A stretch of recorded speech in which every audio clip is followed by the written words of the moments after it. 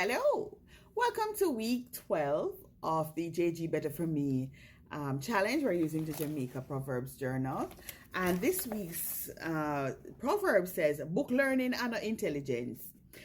It means because someone is well educated doesn't mean they have common sense or street smart, the activities are 3 times common sense saved you.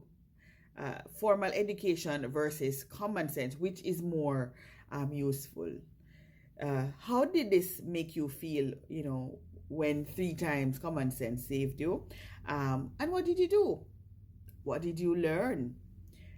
Are you a realist or an optimist? And it asks you to rank your optimistic behavior.